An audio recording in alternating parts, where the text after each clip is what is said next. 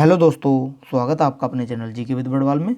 दोस्तों, ये क्लास हमारी पॉलिटी की क्लास है और आपके ICAR टेक्नीशियन के लिए बहुत ही ज़्यादा इंपॉर्टेंट ये क्लास रहने वाली है। तो मैं आपको बता दूं कि इस क्लास से मैं आपको 25 क्वेश्चन आपको कराने वाला हूं। तो 25 क्वेश्चन इस क्लास में आपको कराने वाला हूं। तो मैं आपको बता दूँ, ये क्लास डेली रात को 8 बजे होती है। तो इस क्लास को देखना ना भूलें, डेली इस क्लास को देखें। आपको जो तैयारी में बूस्ट मिलेगा बहुत अच्छा वाला। और मैं आपको बता दूँ कि जीके के आपके 25 क्वेश्चन आपके आने वाले हैं। 25 क्वेश्चन का आपका जो पोर्शन है वो ICAR के अंदर पूछा गया है, जिसके अंदर पॉलिटी आपका एक सब्जेक्ट है, इसलिए हम इसको आपको टॉपिक वाइज करा रहे हैं। अगर आप किसी अदर एग्जाम की तैयारी कर रहे हैं तो आप हमारी इस क्लास को ले सकते हैं, आपके लिए बहुत ही ज़्यादा बेनिफिशियल साबित होगी। तो चलिए क्लास शुरू करते हैं। जो भी नया है वो चैनल को सब्सक्राइब कर देंगे और अपने परिवार का हिस्सा बनेंगे। बेल आइकन भी दबा देंगे ताकि आने वाली अपडेट आपको समय पर मिलती रहे। देर नहीं करते हुए क्लास को स्टार्ट करते हैं। क्वेश्चन है, भारतीय संविधान में राज्य के नीति निर्देशक तत्व ग्रहण किए जाते हैं। इस टॉपिक का आज का नाम है राज्य के नीति निर्देशक तत्व। ये ध्यान रखिएगा, राज्य के नीति निर्देशक तत्व इसका आज का टॉपिक हमारा है। तो चलिए, क्वेश्चन है, भारतीय संविधान में राज्य के नीति निर्देशक तत्व ग्रहण किए गए हैं। किससे ग्रहण किए गए हैं? ये हमारे आयरलैंड से लिए गए हैं। कहाँ से लिए गए हैं? आयरलैंड से ये लिए गए हैं। ऑप्शन नंबर बी आपका बिल्कुल राइट आंसर हो जाएगा। Ireland is the right answer. चलिए अगले क्वेश्चन पर चलते हैं। अगला है, राज्य के नीति निर्देशक तत्वों का उल्लेख भारतीय संविधान के किस भाग में है? किस भाग के अंदर है? ये भाग 4 के अंदर है। किसके?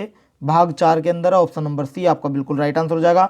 भाग 4 इज द राइट आंसर। चलिए अगले क्वेश्चन पर चलते हैं। अगला है, भारतीय संविधान के किस अनुच्छेद में राज्य के नीति निर्देशक तत्वों का उल्लेख है? किस अनुच्छेद में है? देखिए, ये है हमारा अनुच्छेद 36 से लेकर अनुच्छेद 51 तक। ध्यान रखिएगा, अनुच्छेद 36 से 51 के बीच में राज्य के नीति निर्देशक तत्वों का उल्लेख किया गया। ऑप्शन नंबर सी बिल्कुल आपका यहाँ राइट आंसर हो जाएगा। चलिए अगले क्वेश्चन पर चलते हैं। संविधान का वह भाग कौन सा है जो संविधान के निर्माताओं के मस्तिष्क और उद्देश्यों को प्रतिबिंबित करता है? बताइए कौन सा भाग है? उस भाग का नाम आपको बताना है। देखिए, वो भाग हमारा है राज्य के नीति निर्देशक तत्व। ऑप्शन नंबर सी आपका बिल्कुल राइट आंसर हो जाएगा। Option number C is the right answer. अगले क्वेश्चन पर चलते हैं। अगला क्वेश्चन है, राज्य के नीति निर्देशक तत्वों में निम्नलिखित में से किन किन प्रकार के सिद्धांत अंतर्निहित हैं? बताइए। आर्थिक सिद्धांत, सामाजिक सिद्धांत, प्रशासनिक सिद्धांत या उपयुक्त सभी? देखिए, इसका राइट आंसर होगा हमारा ऑप्शन नंबर डी बिल्कुल राइट आंसर हो जाएगा। उपयुक्त सभी इज द राइट आंसर। ध्यान रखेंगे। चलिए अगला क्वेश्चन है, भारतीय संविधान में राज्य के नीति निर्देशक सिद्धांतों को शामिल करने के पीछे मुख्य उद्देश्य क्या था? देखिए, शामिल करने के पीछे जो मुख्य उद्देश्य था, ये था हमारा कल्याणकारी राज्य की स्थापना करना। ऑप्शन नंबर ए आपका बिल्कुल राइट आंसर हो जाएगा। कल्याणकारी राज्य की स्थापना करना इसका मुख्य उद्देश्य था। चलिए अगला है, संविधान में राज्य के नीति निर्देशक तत्वों को शामिल करने के पीछे क्या उद्देश्य था? शामिल करने के पीछे क्या उद्देश्य था? यह था सामाजिक आर्थिक लोकतंत्र की स्थापना करना। ऑप्शन नंबर सी आपका बिल्कुल राइट आंसर हो जाएगा। सामाजिक आर्थिक लोकतंत्र की स्थापना इज द राइट आंसर। चलिए अगले क्वेश्चन पर चलते हैं। अगला है, निम्नलिखित में से किसने नीति निर्देशक सिद्धांतों को बैंक की सुविधा अनुसार दे उत्तर दिनांकित चेक कहा था? किसने कहा था? ये कहा गया था हमारा KT शाह के द्वारा। ऑप्शन नंबर डी बिल्कुल राइट आंसर हो जाएगा। KT Shah is the right answer. चलिए अगला क्वेश्चन चलते हैं। अगला है, किस संवैधानिक संशोधन अधिनियम ने राज्य के नीति निर्देशक तत्वों को मौलिक अधिकारों की अपेक्षा अधिक प्रभावशाली बनाया? ये बनाया गया था 42वां संविधान संशोधन 1976 यानी कि 1976, यानी कि ऑप्शन नंबर ए आपका है बिल्कुल राइट आंसर हो जाएगा। Option number A is the right answer. अगला है, भारतीय संविधान का कौन सा अंग समाजवादी व्यवस्था स्थापित करने की प्रेरणा देता है? कौन सा अंग देता है? ये अंग है हमारा नीति निर्देशक तत्व। ऑप्शन नंबर सी आपका बिल्कुल राइट आंसर हो जाएगा। नीति निर्देशक तत्व इज द राइट आंसर। चलिए नेक्स्ट है, संविधान में कल्याणकारी राज्य का आदेश दिया जाता है किसमें?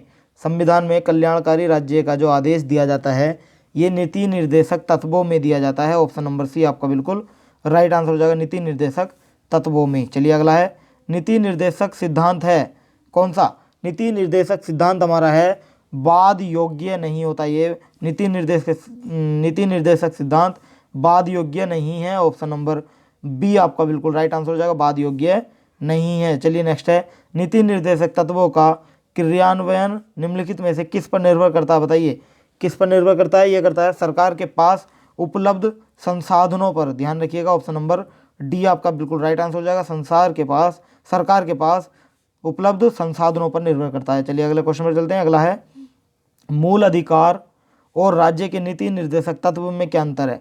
मूल अधिकार और राज्य के नीति निर्देशक तत्व में आपको अंतर बताना। देखिए मूल अधिकार जो हैं वो वाद योग्य हैं, लेकिन जो हमारे राज्य के नीति निर्देशक तत्व हैं वो हमारे वाद योग्य नहीं है। तो यानी कि मूल अधिकार वाद योग्य हैं जबकि राज्य के नीति निर्देशक तत्व नहीं। ऑप्शन नंबर सी बिल्कुल आपका राइट आंसर हो जाएगा। Option number C is the right answer. अगले क्वेश्चन पर चलते हैं। अगला क्वेश्चन है मौलिक अधिकार एवं राज्य के नीति निर्देशक तत्वों के विषय में कौन सा कथन सही है। ऑप्शन है वे एक दूसरे के पूरक हैं, वे परस्पर विरोधी हैं, दोनों में कोई अंतर नहीं है, या वे दोनों वाद योग्य हैं। बताइए। देखिए इसका राइट आंसर हो जाएगा वे एक दूसरे के पूरक हैं। ऑप्शन नंबर ए आपका बिल्कुल राइट आंसर हो जाएगा।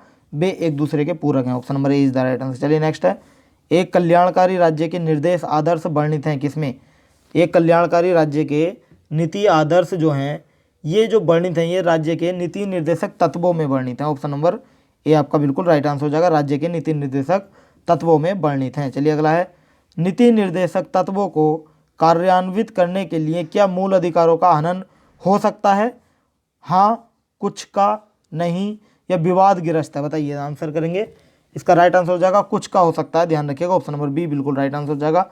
कुछ का इज द राइट आंसर। चलिए नेक्स्ट है भारत के संविधान में अंतर्राष्ट्रीय सुरक्षा को प्रोत्साहन देना सन्निहित है किसमें। ये सन्निहित है हमारा राज्य के नीति निर्देशक तत्व में। ऑप्शन नंबर ए आपका यहाँ बिल्कुल आपका राइट आंसर हो जाएगा। चलिए नेक्स्ट है समान कार्य के लिए समान वेतन भारत के संविधान में सुनिश्चित किया गया है। वो क्या है। एक ये है हमारा एक राज्य के नीति निर्देशक सिद्धांत का अंग। ऑप्शन नंबर ए आपका बिल्कुल राइट आंसर हो जाएगा। राज्य के नीति निर्देशक सिद्धांत का अंग है। चलिए अगला है हमारा भारतीय संविधान के निम्नोक्त भागों में से किस एक में न्यायपालिका तथा कार्यपालिका के पार्थक्य का प्रावधान है। किसके अंदर है। यह राज्य के नीति निर्देशक सिद्धांत के अंदर। ऑप्शन नंबर सी बिल्कुल आपका राइट आंसर हो जाएगा। Option number C is the right answer. अगला क्वेश्चन है भारतीय संविधान में राज्य के नीति निर्देशक सिद्धांत को किस मुख्य कारण से सम्मिलित किया गया है। किस मुख्य कारण से किया गया है। ये किया गया है कल्याणकारी राज्य की स्थापना के लिए। ऑप्शन नंबर ए आपका बिल्कुल राइट आंसर हो जाएगा। कल्याणकारी राज्य की स्थापना के लिए किया गया है। चलिए नेक्स्ट है मूलभूत संविधान में कौन से भाग में राज्य लोक कल्याण की संकल्पना सम्मिलित की गई है। बताइए किस में की गई है। ये की गई है राज्य के नीति निर्देशक तत्व में। सभी जानते हैं ऑप्शन नंबर डी बिल्कुल आपका राइट आंसर हो जाएगा। राज्य के नीति निर्देशक तत्व में की गई है। चलिए अगला है संविधान का कौन सा अंश भारत के नागरिकों को आर्थिक न्याय प्रदान करने का संकेत करता है। कौन सा करता है। ये आंसर करेंगे सभी।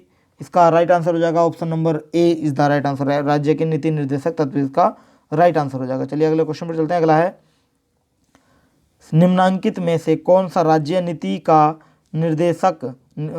नीति निर्देशक सिद्धांत नहीं है। बताइए कौन सा नहीं है। देखिए निजी संपत्ति की समाप्ति नहीं होगा। ऑप्शन नंबर डी आपका बिल्कुल राइट आंसर हो जाएगा। निजी संपत्ति की समाप्ति इज द राइट आंसर। चलिए नेक्स्ट है राज्य के नीति निर्देशक तत्व में क्या शामिल है जो मूल अधिकार में नहीं है। बताइए क्या शामिल है। ये हमारा है कुटीर उद्योग को प्रोत्साहन करना। ऑप्शन नंबर डी बिल्कुल राइट आंसर हो जाएगा। ये मूल अधिकार में नहीं है। ध्यान रखिएगा option number D is the right answer. चलिए आज का सेशन हमारा यहीं समाप्त होता है। आपको हमारी वीडियो कैसी लगी हमें कमेंट करके बताएं, और इन 25 क्वेश्चनों में से आपका स्कोर कितना रहा इस बार ये भी हमें कमेंट करें। वीडियो अच्छी लगी हो तो वीडियो को लाइक करें और चैनल को सब्सक्राइब कर लेंगे, और सब्सक्राइब करने के साथ साथ बेल आइकन दबा देंगे ताकि आने वाली हर अपडेट आपको समय पर मिलती रहे। अगर आपने हमारा टेलीग्राम चैनल ज्वाइन नहीं किया तो अभी जाकर ज्वाइन करें। वीडियो के डिस्क्रिप्शन में उसका लिंक दिया गया है, वहाँ जाकर आप हमें ज्वाइन कर सकते हैं। तो आज के लिए इतना ही। कल फिर मिलते हैं नेक्स्ट टॉपिक के साथ। So thank you so much.